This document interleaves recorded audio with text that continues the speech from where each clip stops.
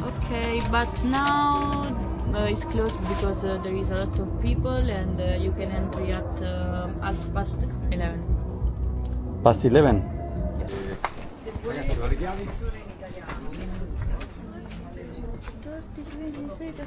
Scusa, le chiavi? C'è tu le chiavi? C'è lei le chiavi?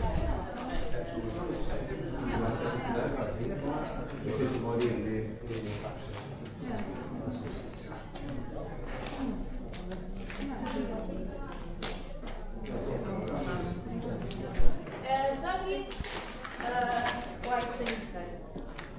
Okay. Yeah, she said no. Okay, then. Yeah. Okay. There is a multimedia tour. Okay. Start 2 minutes. Okay. Engañaron.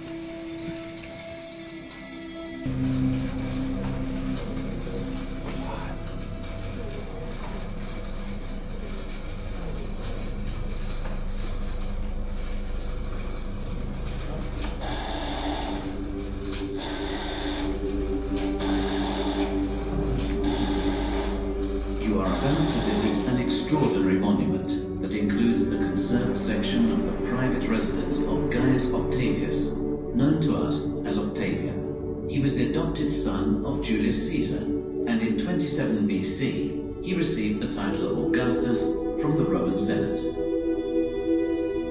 In his collected biography, called The 12 Caesars, the Roman historian Gaius Suetonius Tranquillus described the house of the first Roman emperor with the following words.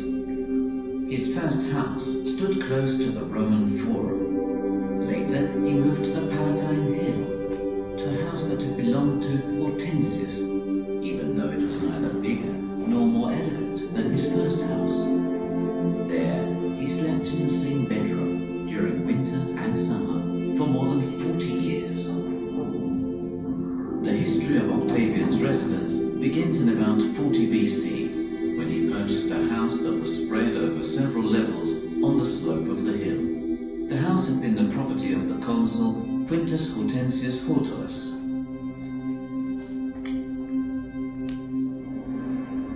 At that time, Octavian was one of the triumvirs, and he chose this house because it was near the sites connected to the myth of Rome's foundation.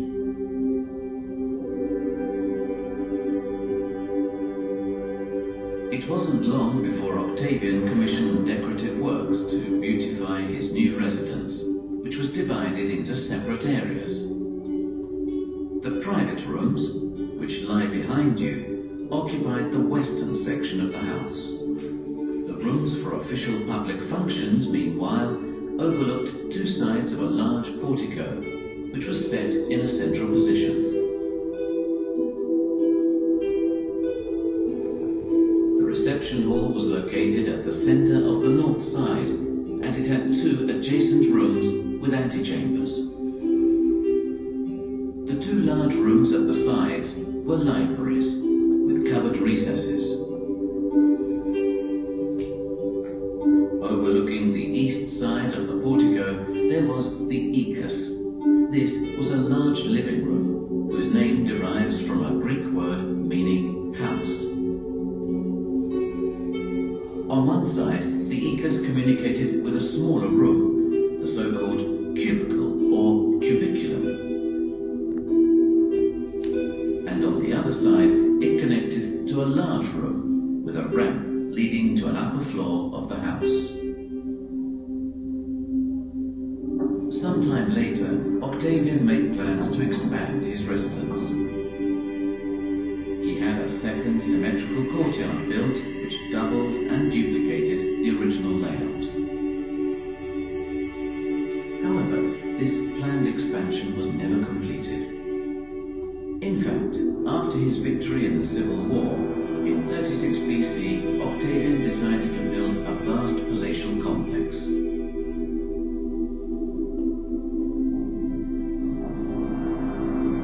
Next to the Republican-era temples of Cybele and Victory, which were also located near the house, he wanted to erect a temple dedicated to Apollo, who was the patron god of Octavian's triumph and a personification of moderation and order.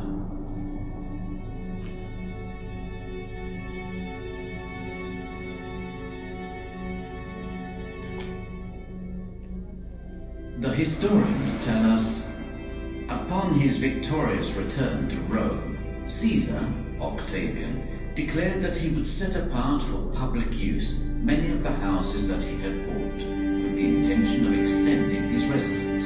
He also promised to build a temple of Apollo, which he constructed with rare generosity. To build the mighty foundations for the temple of Apollo, all the rooms of the house, lying between the two porticos on the lower level, were buried underground, and as a result, they have survived to the present day.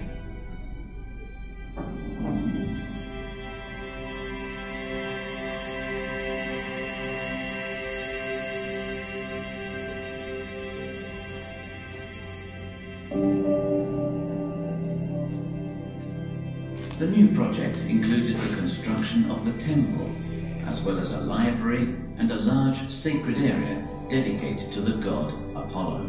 This sacred area was surrounded by a portico adorned with herm statues of the Danaids, who were the mythological female ancestors of the Greeks.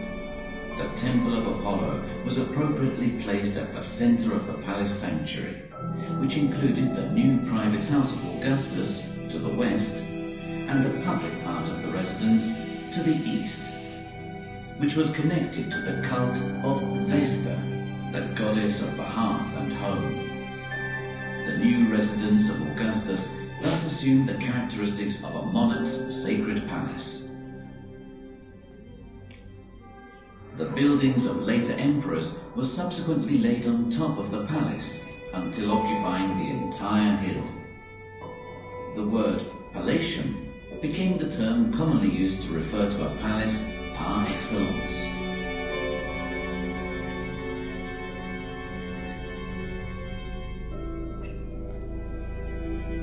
The rooms you are about to visit are only a small part of a much larger complex.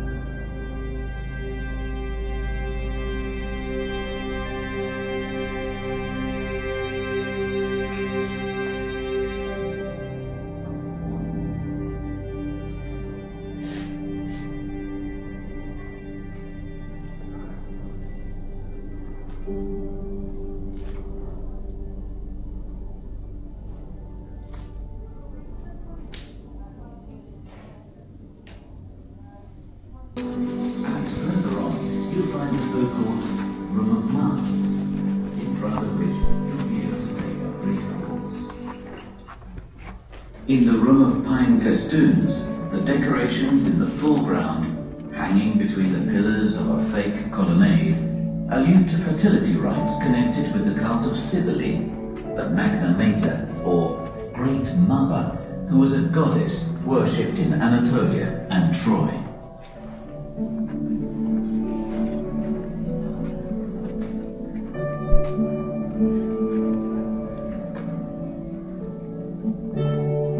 Deeply religious atmosphere permeates the decorations and architectures that contain these room spaces painted in trompe-l'œil. In the room of masks, the complex facade with niches and half-open doors creates the illusion of a theatrical stage set. At the center of the wall, in a painting that portrays a rural shrine, the element wrapped in bandages called a petilon, alludes to Apollo without depicting him. The spear, driven into the ground, may refer to the spear that Romulus threw on the Palatine hill upon founding the city of Rome. The masks to the sides of the painting, meanwhile, symbolize Dionysus, the god of pleasure and the theatre.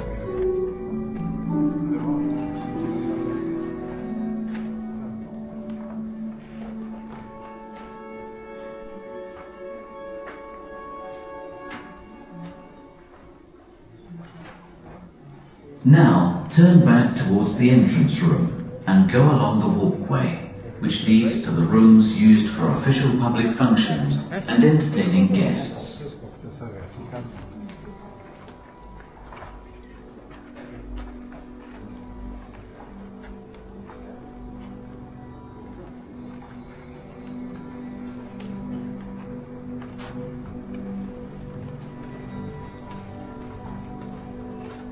On your left, next to the light, you will find the tablino, which was where the guests were received in the house.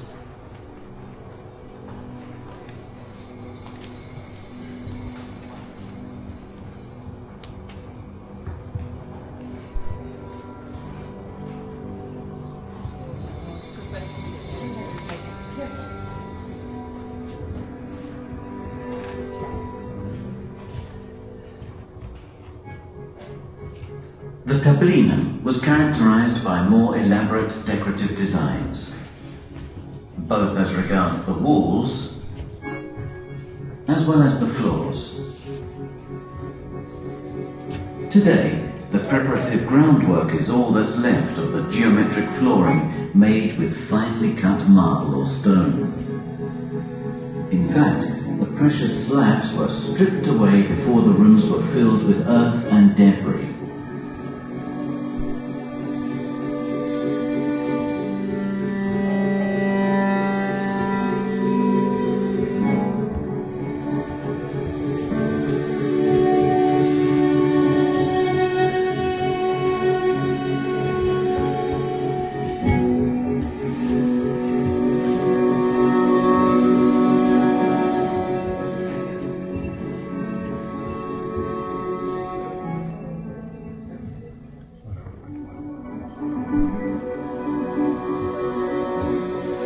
Barrel vaults that once covered the spaces were characterized by geometric coffered patterns in white stucco.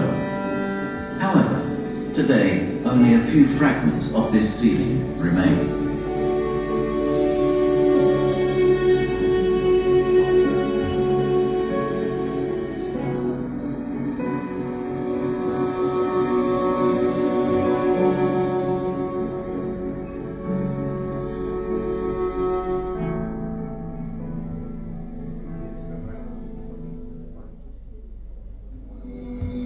Now continue along the route, which leads to the so-called room of perspectives.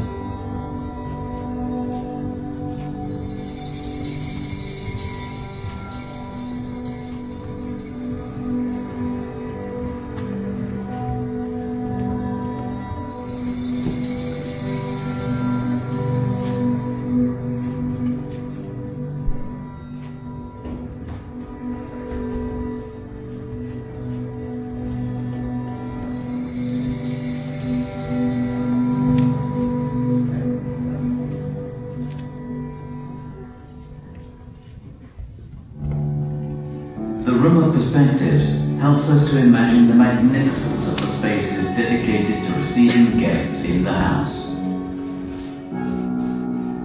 Painted on the far wall, resting on a podium, one sees a two-story architectural facade lined with slender columns.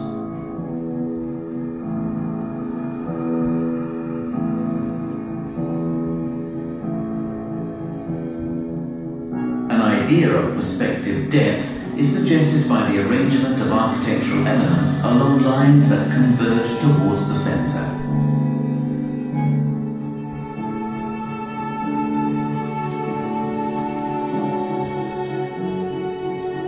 A city's buildings, animated by figures wearing togas, stand out against the blue of the sky.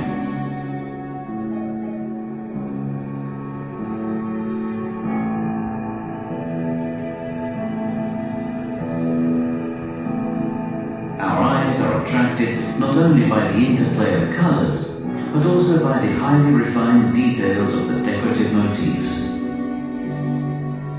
The vases resting on the painted architectural structures, for example, display remarkable effects of transparency. Here, we are faced with an excellent example of the so-called architectural style, which characterized the decorative patterns of Roman pictorial art during the 1st century BC.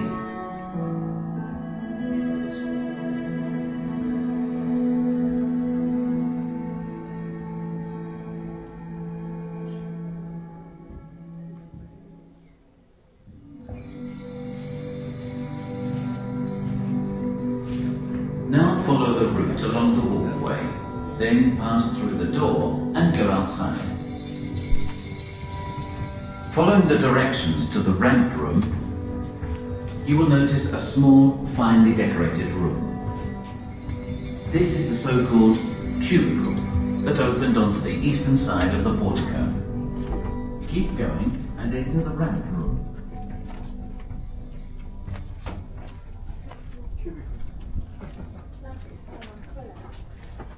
Office cubicles. Something like that.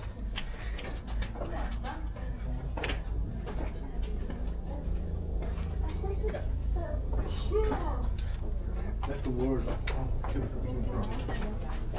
Office cubicle.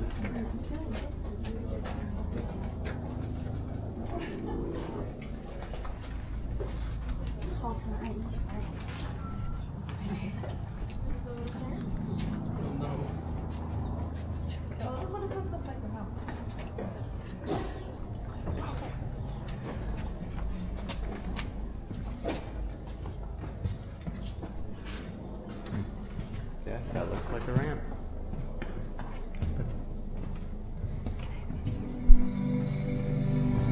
Before continuing our story, we invite you to look into the two outstandingly beautiful rooms that open up beyond the door to your left. The icus and the so-called cubicle. Then come back here.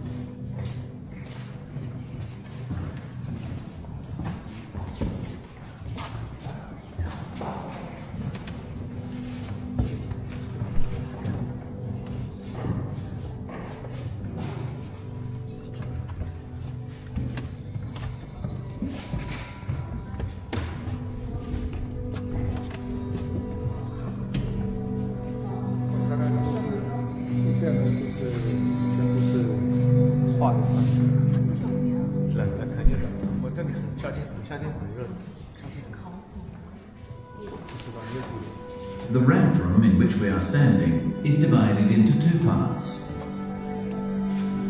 The high walls of the section that communicates with the icus are decorated with fake polychrome marble, surmounted by imaginative architectural elements and city views. The superbly decorated geometrical figures on the vaulting imitate a coffered ceiling. At the point where the ramp actually starts, the pictorial decoration becomes simpler, indicating a service space.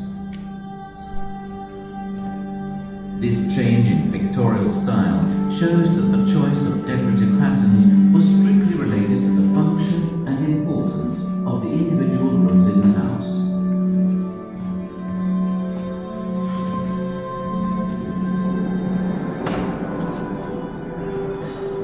As with the nearby icus and cubicle, in the reception halls, the complex architectural perspectives allowed the painter to play with a range of decorative designs. Some imitate precious slabs of red marble, colored cinnamon red. Others open onto landscapes with scenes of everyday life. The extremely fine execution of the paintings unites these official reception rooms with the only room on the upper level that is still conserved today, the so-called Emperor's Study. It has a private space in which we find all the decorative elements of the other rooms in the house, arranged according to a less traditional layout.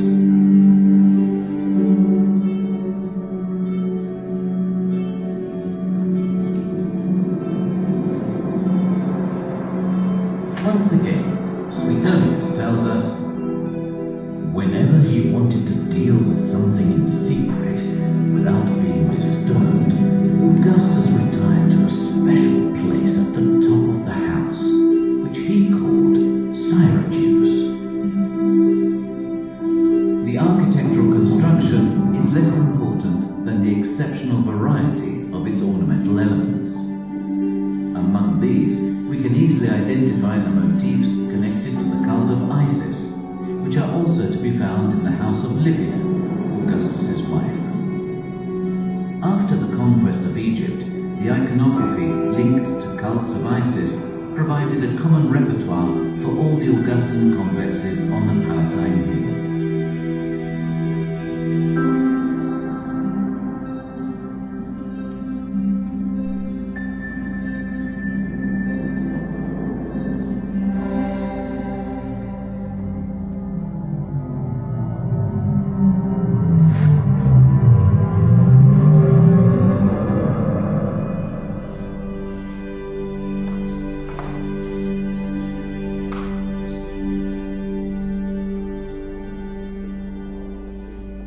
Among the religious elements that characterize the private residence of Octavian Augustus, one finds references to Apollo spanning the entire history of the complex, from its paintings and statues to its cladding in slabs of terracotta. The older residence had been chosen because of its connection with Romulus, the mythical founder of Rome, and its spaces were extended to incorporate the temple of Apollo, who was the protector of a new period of peace and prosperity. As Ovid wrote, I saw doorposts conspicuous with gleaming weapons, and a residence worthy of a god. Is this the house of Jupiter? I asked. And to think it was a wreath of oak that prompted this thought in my mind. When I learned that Augustus was the building's owner, I said, this is truly the house of the great Jupiter. But why is the door concealed with laurels in front of it? Is it because this house has earned unending triumph? Or because it has always been loved by the god Apollo?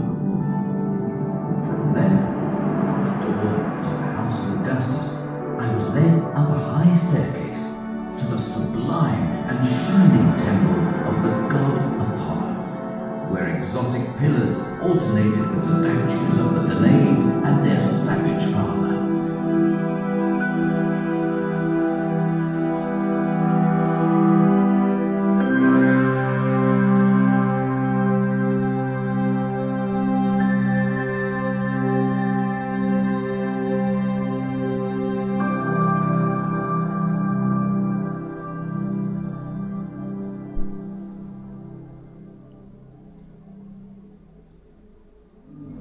The visit ends here.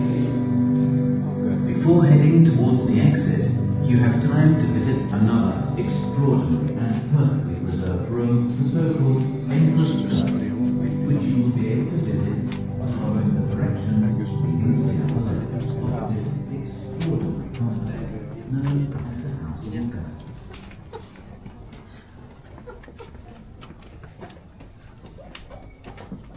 Però una volta da sale, era pure là, ma vai zio, c'è lo studiolo dove lui studiava.2000年以前的房子，你想想看。